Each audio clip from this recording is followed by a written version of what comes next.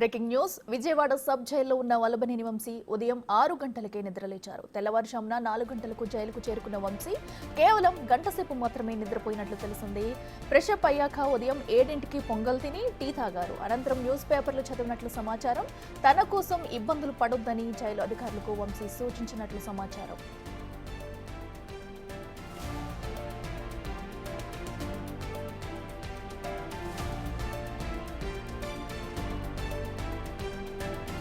సత్యవర్ధన్ ను కిడ్నాప్ చేసి బెదిరించిన కేసులో వల్లభనేని వంశీని అరెస్టు చేశారు. నిన్న రాత్రి కోర్టులో ప్రవేశపెట్టగా 14 రోజుల రిమాండ్ విధించింది.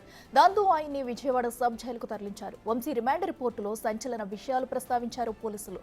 సత్యవర్ధన్ ను చంపాలన్న ఉద్దేశంతోనే కిడ్నాప్ చేసి చిత్రహింసలు పెట్టారన్నారు. వంశీ ఆయన అనుచరులు రాత్రంతా టార్చర్ పెట్టారని, అతడి ప్రైవేట్ పార్ట్స్ పై తన్నారని చెప్పారు. ముందుగా విజయవాడలో సత్యవర్ధన్ ను కిడ్నాప్ చేసి బయట పెట్టారన్నారు. గన్నవరం టీడీపీ ఆఫీస్ పై కేసును వెనక్కి తీసుకోవాలని బెదిరించారని, అఫిడవిట్ పై సంతకాలు కూడా చేయించుకున్నారని తెలిపారు పోలీసులు. ఆ తర్వాత కోర్టుకు తీసుకెళ్లి తప్పుడు వాంగ్మూలం ఇప్పించారన్నారు. అంతేకాదు ఆ స్టేట్మెంట్ కు కట్టుబడి ఉండకపోతే సత్యవర్ధన్ కుటుంబ సభ్యుల్ని చంపేస్తామని వార్నింగ్ ఇచ్చారన్నారు.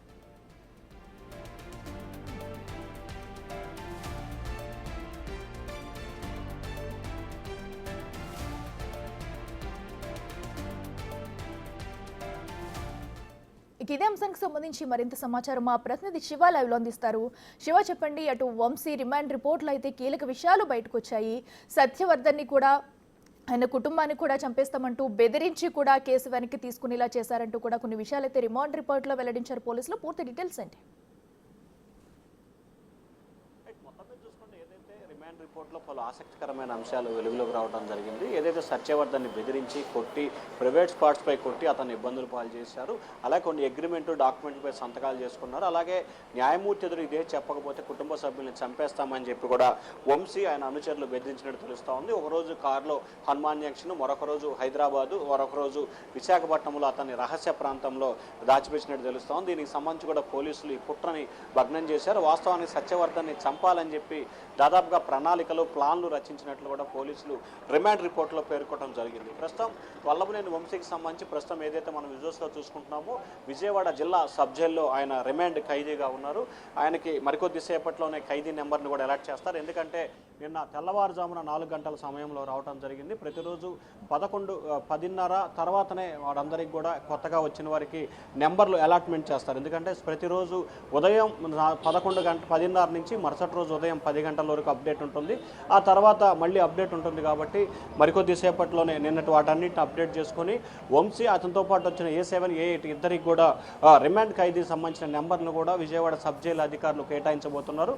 అయితే ఆయన ఈ రోజుకు సంబంధించి ఉదయం 4 గంటల సమయంలోనే జైలుకు చేర్చారు పోలీసులు. ఆ తర్వాత ఆయన పూర్తి స్థాయిలో వాటన్నిటిని ప్రణాళికలు చేసుకొని మిగిలిన వాటన్నిటిని అంటే ఏదైతే జైల్ ఫార్మాలిటీస్ని పూర్తి చేసుకున్న తర్వాత ఆయన 5 గంటల సమయంలోనే ప్రత్యేక బ్యారక్ని ఆయన కేటాయించినట్టు తెలుస్తూ ఉంది. ఆ బ్యారక్లోకి ఆయన వెళ్ళారు. వెళ్ళిన తర్వాత దాదాపుగా గంట 10 నిమిషాల సేపు సుమారు నిద్రపోయినట్టు తెలుస్తుంది. ఆ తర్వాత 6 గంటల సమయంలో లేచి కాలకృత్యాలు తీర్చుకొని 6:30 సమయంలో జైలు అధికారులు ఇచ్చిన పొంగలు తిని ఆ తర్వాత టీ తాగినట్లు కూడా అధికారులు చెప్తున్నారు. పూర్తి స్థాయిలో ఆరోగ్యంగానే ఉన్నట్లు చెప్పినట్లు కూడా జైలు అధికారులు చెప్తున్నారు. ఎటువంటి మెడిసిన్ కూడా అవసరం లేదు. అయితే ఈవినింగ్ పూట కొన్ని ట్యాబ్లెట్స్ ఉంటాయి, అవి వేసుకుంటాను. నా గురించి మీరేం ఆందోళన కానీ లేకపోతే ఇబ్బంది కానీ పడాల్సిన పని లేదు. రెగ్యులర్గా మీరు ఏ విధంగా ఉంటారైతే అదే విధంగా మీ పనులు కొనసాగించుకోండి. నా కోసం ప్రత్యేకంగా దృష్టి పెట్టాల్సిన పని లేదు అని చెప్పి జైలు అధికారులకి వంశీ చెప్పినట్టు తెలుస్తూ ఉంది. సో మొత్తం మీద చూసుకుంటే అటు రిమాండ్ రిపోర్ట్ విషయానికి సంబంధించి కానీ జైలుకి సంబంధించి కానీ పూర్తి స్థాయిలో వంశీకి సంబంధించి ఆరోగ్యంగా ఉన్నట్లు కూడా తెలుస్తూ ఉంది. అయితే ఈ కొద్దిసేపట్లోనే విజయవాడ కోర్టుకు సంబంధించి కూడా నిన్న సాయంకాలం వేసిన రిమాండ్ రిపోర్ట్ని డిస్మిస్ చేయాలని చెప్పి వంశీ తరపు న్యాయవాదులు పిటిషన్ మెమో దాఖలు చేశారు. అలాగే బెయిల్ పిటిషన్కి సంబంధించి కూడా ఈవినింగ్ వేసే అవకాశాలు కనిపిస్తున్నాయి. మరొక వైపు వంశీని 10 రోజుల పాటు కస్టడీకి ఇవ్వాలని చెప్పి కూడా విజయవాడ పటమట పోలీసులు మరికొద్దిసేపట్లోనే జైలుకి సంబంధించిన బెయిల్ పిటిషన్ని దాఖలు చేయబోతున్నారు. అయితే అయితే ఈ పిటిషన్లకు సంబంధించి న్యాయస్థానంలో విచారణ కొనసాగే అవకాశాలు కనిపిస్తున్నాయి. అలాగే జైలు మెనూ ప్రకారం ప్రతిరోజు ఉదయం 6 గంటలకి బ్రేక్ఫాస్టు, మధ్యాహ్నం 11 గంటల నుంచి 12 గంటల వరకు భోజనం, సాయంకాలం 4 గంటల నుంచి 5 గంటల వరకు డిన్నర్ ఉంటుంది. ఇప్పటికే సబ్ జైలుకి సంబంధించి 11 అయింది కాబట్టి 11 నుంచి 11:30, 12 గంటల వరకు కూడా భోజనానికి ఇస్తారు. ప్రతిరోజు కూడా భోజనం, ఒక కర్రీ, రసం, అలాగే పప్పు మెనూగా ఉంటుంది.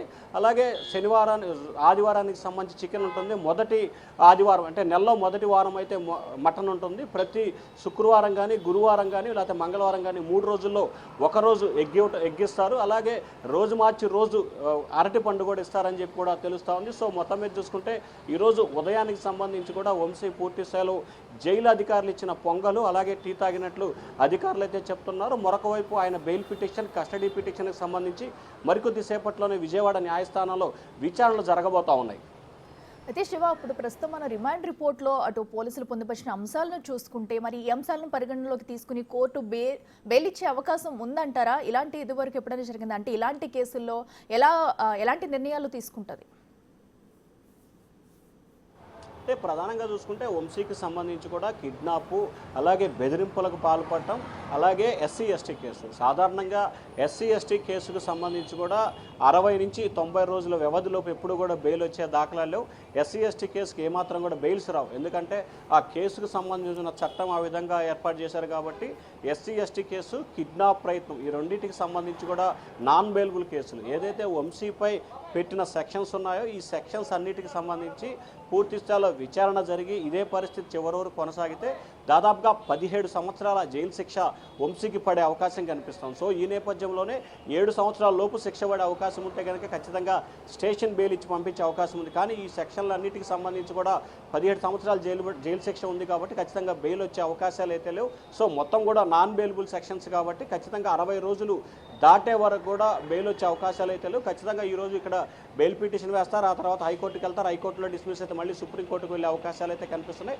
ఏదైనా సరే 30 రోజుల లోపు అయితే మాత్రం అక్కడ ఎక్కడికి వెళ్ళినా, హైకోర్టుకి వెళ్ళినా, సుప్రీంకోర్టుకి వెళ్ళినా, లేకపోతే కింద లోయర్ కోర్టుకి వెళ్ళినా, ఏ కోర్టుకి వెళ్ళినా కానీ 30 రోజుల లోపు బెయిల్ వచ్చే అవకాశాలు అయితే చాలా తక్కువగా ఉన్నాయి. ఎందుకంటే గతంలో జరిగిన సంఘటనలు మనం చూసుకోవచ్చు. సో ఈ నేపథ్యంలో 120B కూడా దీంట్లో అదనంగా యాడ్ చేశారు కాబట్టి సో 120B, SC/ST యాక్ట్ ఈ రెండు ఉంటే కనుక ఖచ్చితంగా బెయిల్ అంత తొందరగా వచ్చే అవకాశాలు అయితే ఉండవు.